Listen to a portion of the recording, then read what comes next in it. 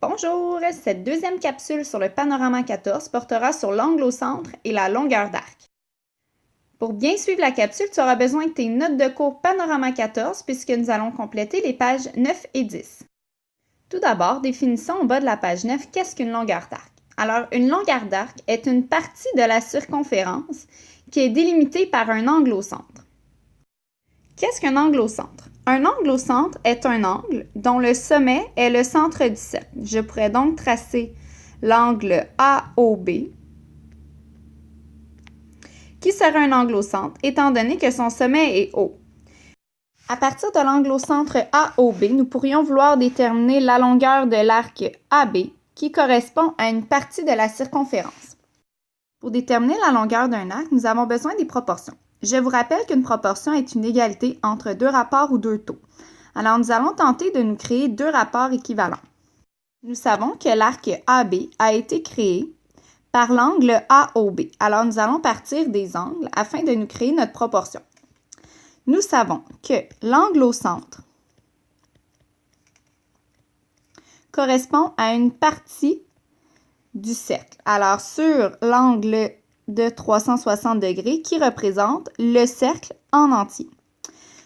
Ceci sera égal à la longueur d'arc qui représente également une partie du cercle, donc cette fois-ci de la circonférence, sur la circonférence qui représente le cercle en entier. En conclusion, nous pouvons dire que la mesure de l'angle au centre est proportionnelle à la longueur de l'arc. Maintenant, nous allons faire quelques exemples pour voir comment il est possible de déterminer la longueur d'arc. Avant de faire les exemples, il est à noter que pour déterminer une longueur d'arc, il faut connaître l'angle au centre et la circonférence du cercle. Allons-y avec deux exemples. Quelle est la longueur de l'arc de cercle formé par l'angle A dans chacun des cas suivants, considérant que le rayon mesure, dans un premier temps, 2 cm? Alors, dans ce cas-ci, nous souhaitons déterminer la longueur de l'arc qui est délimité par l'angle A ici, qui mesure 111,6 degrés. Nous venons de voir que pour déterminer une longueur d'arc, nous avons besoin de l'angle au centre et de la circonférence.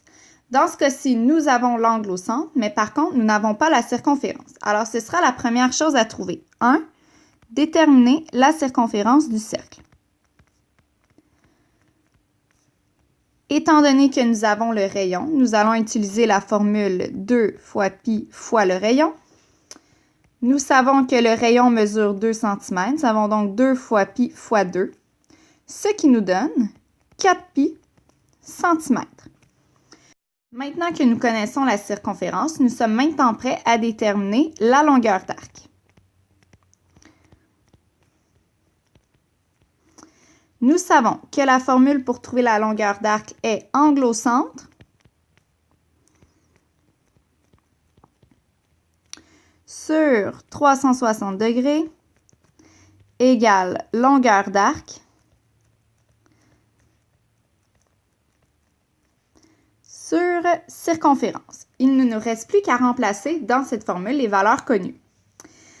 Je vais continuer juste ici. Alors, nous savons que l'angle au centre mesure 111,6 degrés sur 360 degrés et que ça, c'est égal à la longueur d'arc que nous cherchons. Je vais remplacer notre inconnu par la variable x sur la circonférence 4pi. Nous nous retrouvons devant une proportion ayant un inconnu, c'est-à-dire que nous allons pouvoir résoudre notre proportion à l'aide du produit croisé. Nous savons que le produit des extrêmes égale le produit des moyens, donc x fois 360 sera égal à 4pi fois 111,6. Cela reviendra donc à x égale 4pi fois 111,6 divisé par 360. C'est alors que nous allons trouver notre réponse. X est environ égal à 3,90 cm. Nous savons que la longueur de l'arc est de 3,90 pour un angle au centre de 111,6 degrés. Je vais vous laisser compléter le deuxième exemple par vous-même et nous le corrigerons au prochain cours.